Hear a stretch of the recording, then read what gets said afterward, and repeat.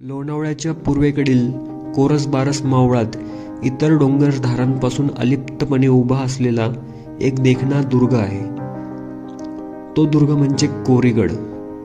इथे येण्यासाठी आपल्याला पुणे, लोणावळा, एमबी व्हॅली मार्गे गडपायथ्याचे पेठ शहापूर गाव गाठावे लागते किंवा पाषाण, सूस, हडशी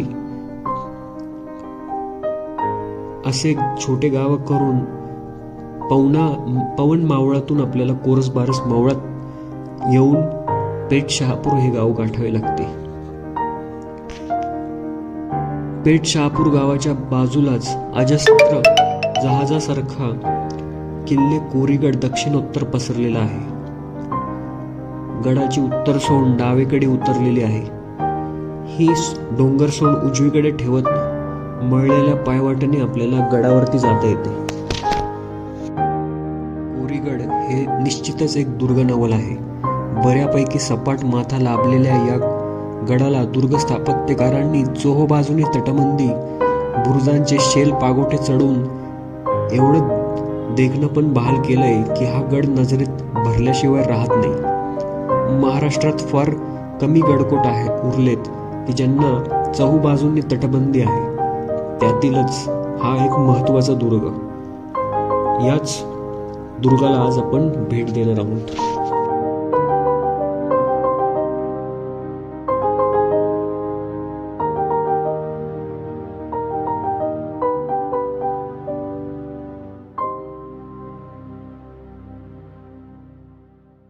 हॅलो 1 2 3 माईक टेस्टिंग. मी अथर्व कपाले, आजचा रिपोर्टर, कॅमेरामॅन सूरज कपाळे सोबत.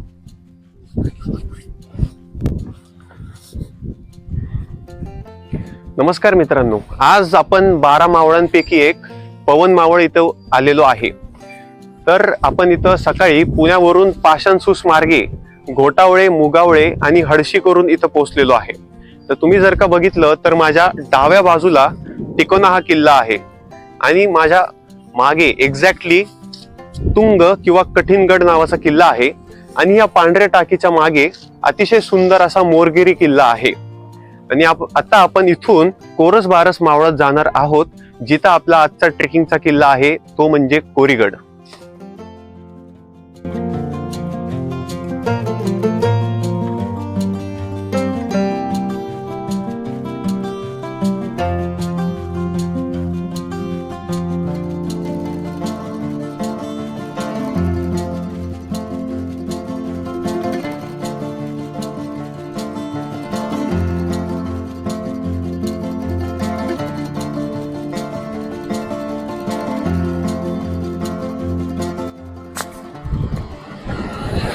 आता आपण कोरीगडच्या पायथ्याशी पोहोचलेलो आहे. इथं तुम्ही आल्या तुम्हाला पे अँड पार्कची सुविधा भेटेल. तिथं तुम्हाला खायला मॅगी वगैरे पण भेटून जाईल. आणि आता आपण ट्रेकिंगला सुरुवात करणार आहोत.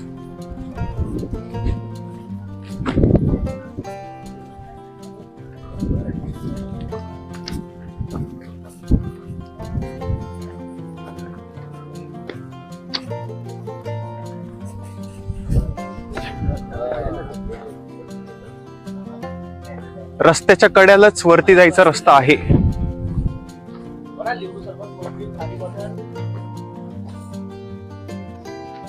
ट्रेक सुरू करून आम्हाला 15 मिनिट झालेले आहे. कोरीगडाची कातळ भिंत माझ्या मागे तुम्हाला दिसत असेल.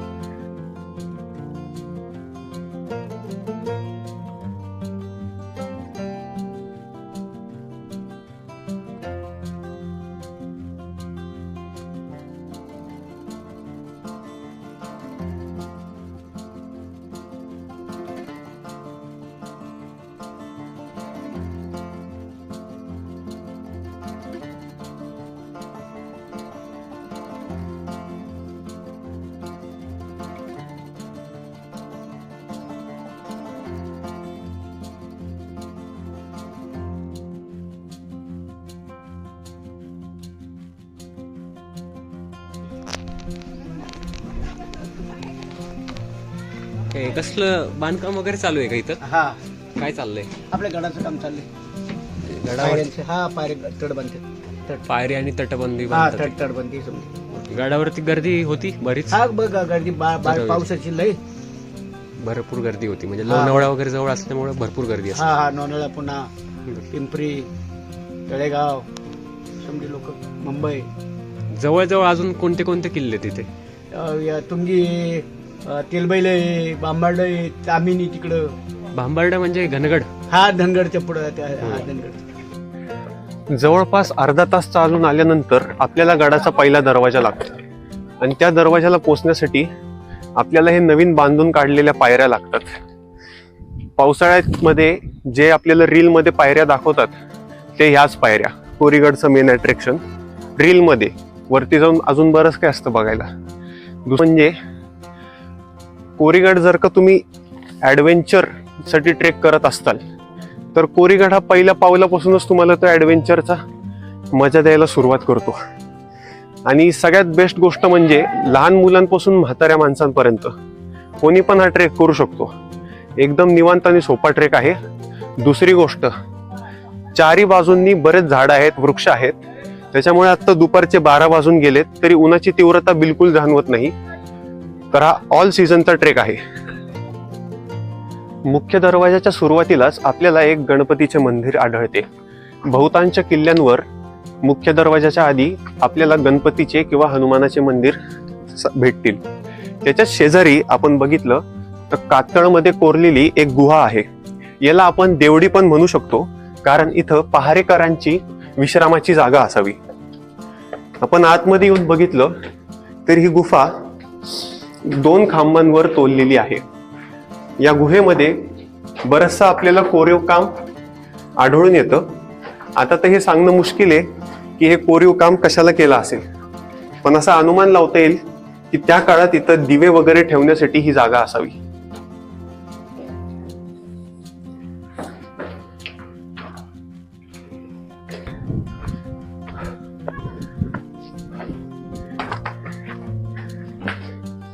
हे प्रॉपर पहारेकरांसाठी वाटते. वास येतोय नाही,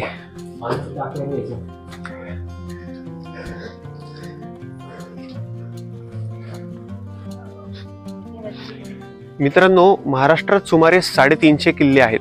त्याच्यातले असे खूप कमी किल्ले राहिलेत ज्यांना चहूबाजूनी तटबंदी आहे. तर आपण जर का इथं बघितलं, कोरीगड त्या खूप कमी किल्ल्यांपैकी एक असा किल्ला आहे ज्याला अजूनही चहूकडून तटबंदी शाबूत आहे आणि तोच कोरीगडचा मुख्य आकर्षण आहे. आता पहिला दरवाजा पार केल्यानंतर आपल्याला खाली एक पाण्याची टाकी आढळून येते आणि मुख्य दरवाजाच्या जवळ आल्यावर आपल्याला अजून एक देवडी सापडते.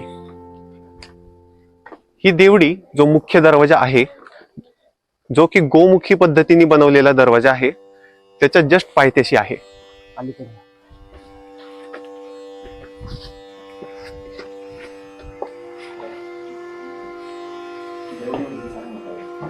देवडी म्हणजे मी जसं तुम्हाला आधी सांगितलं होतं, ही पहारेकरांची विश्राम करायची जागा आहे. 1818 मध्ये जेव्हा इंग्रजांनी एक एक करून महाराष्ट्रातले सगळे किल्ले ताब्यात घ्यायला सुरुवात केली होती, तेव्हा कर्नल प्रॉथरने कोरीगड जिंकला होता. तर बाकीच्या किल्ल्यांप्रमाणेच कर्नल प्रॉथरने सुरंग आणि तोफा लावून या किल्ल्याचे जे मुख्य पायऱ्या होत्या, कोरीव कातळ पायऱ्या, ते फोडून काढल्या आणि ही देवडी त्या मुख्य पायऱ्यांच्या वाटेत येत असावी. पण आता ते फोडल्यामुळे ही देवडी बाजूला झाली आणि हा नवीन पायऱ्यांनी बांधलेला रस्ता या देवडीच्या बाजूनी चालला आहे.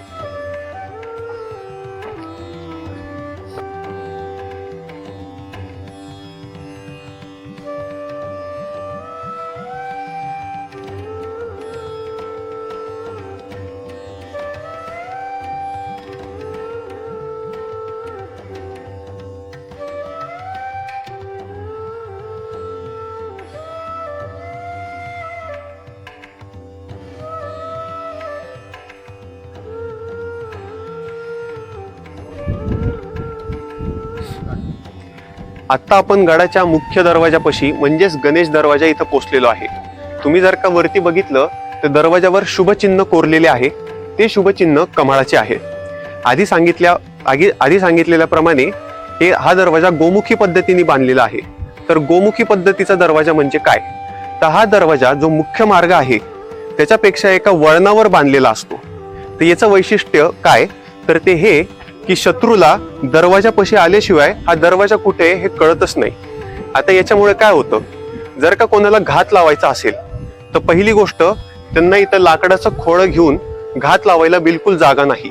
दुसरी गोष्ट, जर का खालून कोणी तोफेचा वार करणार असेल तर तो तोफेचा वार दरवाजापर्यंत पोहोचणं शक्यच नाही. तो फार तर मार्गे लागलेल्या पायऱ्यांना फोडू शकतो, बाकी काहीच नाही. तर याच्यामुळे शिवाजी महाराजांच्या काळामध्ये बांधलेले जितके पण किल्ले आहेत त्यांचे सगळ्यांचे मुख्य द्वार आपल्याला गोमुखी पद्धतीने बांधलेले दिसतील.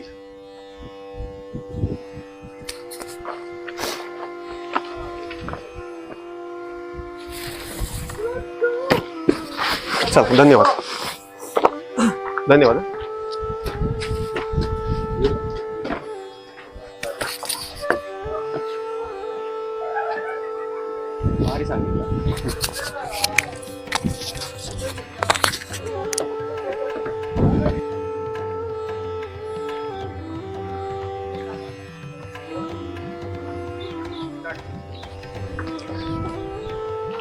कोरीगड हा राज्य पुरातत्व विभागाद्वारे राज्य संरक्षित स्मारक म्हणून घोषित करण्यात आलेला एक दुर्ग आहे. इथे बरेच जीर्णोद्धाराचे काम सुरू आहे. त्याचाच एक भाग म्हणून आपण खाली या दगडी पायऱ्या पाहू शकतो. मुख्य द्वारापासून आत आल्या आल्या आपल्याला एक मुख्य प्रवेशद्वारामधून आत आल्या आल्या आपल्याला एक मुख्य देवडी दिसती, ज्याचं छप्पर आजच्या काळात अस्तित्वात नाही. इथून डावीकडे अजून एक छोटीशी देवडी आहे आणि मुख्य देवडीच्या बाजूलाच बुरुजावर जाण्यासाठी पायऱ्या आहेत.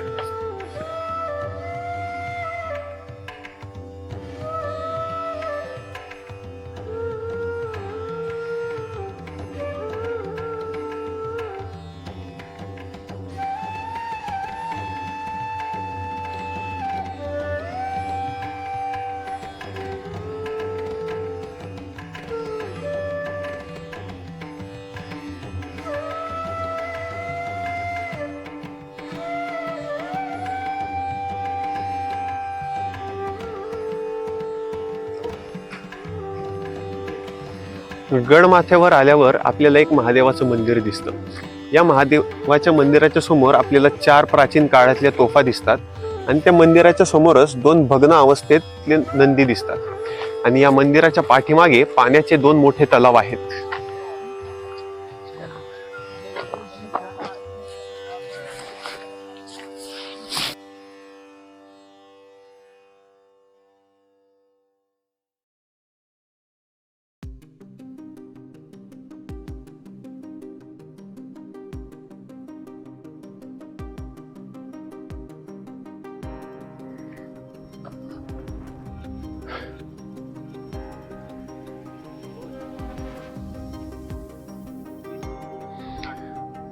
पश्चिमेचा ध्वजबुरुज बघून खाली येत असताना आपल्याला कातळ कोरीव गुहेंचा एक समूह लागतो.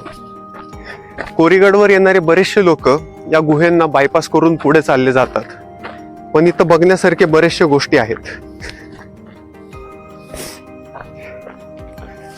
सगळ्यात आधी आपल्याला ही भुयार लागती, जिथं गणपतीचं एक अत्यंत सुंदर असं शिल्प कोरलेलं आहे आणि खाली जर का तुम्ही बघितलं तर खूप मोठी जागा आहे.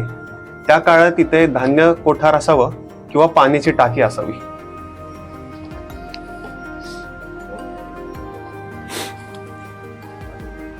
इथून पुढे आल्यावर आपल्याला इथे अजून एक गुहा होती, जी की आजच्या काळात विझवलेली आहे. त्यानंतर आपल्याला तिसरी अजून एक गुहा लागती, जी की पहिल्या 2 गुहेंपेक्षा अजून मोठी आहे.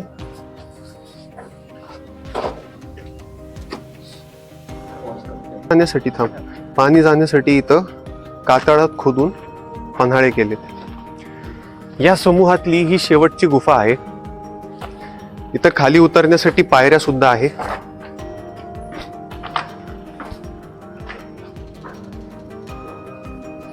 इथून जर का बघितलं तर ही गुफा आधीच्या गुफेला कनेक्टेड आहे आणि इथं अजून एक जागा आहे.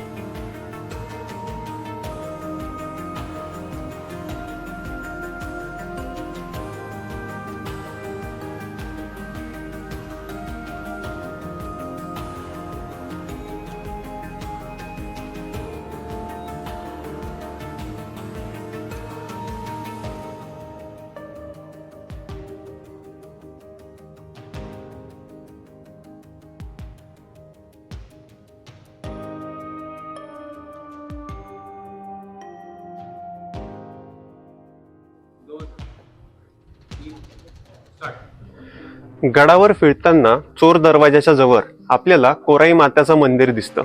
मंदिराच्या समोरच एक दीपमाळ आहे आणि त्याच्या खाली एक वीरगळा आहे. मंदिराच्या प्रवेशद्वारी एक गजलक्ष्मीचं शिल्प आहे.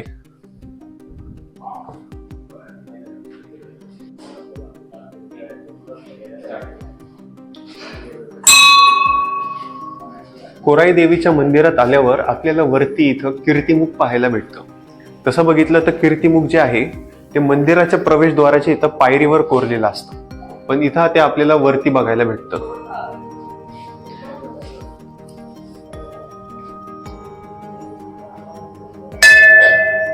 आतमध्ये प्रवेश केल्यावर आपल्याला अत्यंत सुंदर असं कोराई माता देवीचं शिल्प बघायला भेटतं.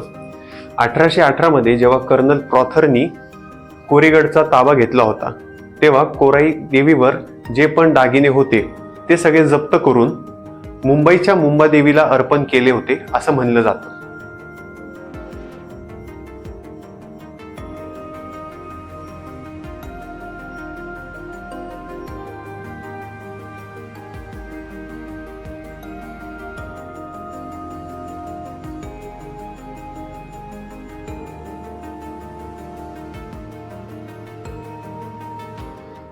कोराई देवी मंदिराच्या पाठीमागच्या बाजूला पूर्वेकडे उतरताना आपल्याला तिथं खाली चोर दरवाजा दिसतो.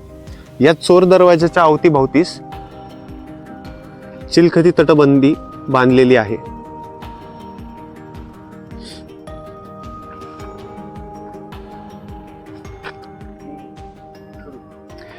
आता आपण गड फिरता फिरता गडाच्या पूर्वेकडे आलो आहे. इथं आपण बघू शकतो माझ्या मागे राज्य पुरातत्व विभागाचे किल्ल्याचे संवर्धनाचे काम सुरू आहे. जर का तुम्ही या बाजूला खाली बघितलं तर इथं चिलखती बुरुज बांधलेले आहे. हे चिलखती तटबंदी जी बांधलेली आहे ती शत्रू सैन्यांना वरती यायला वाव न भेटावी म्हणून आहे.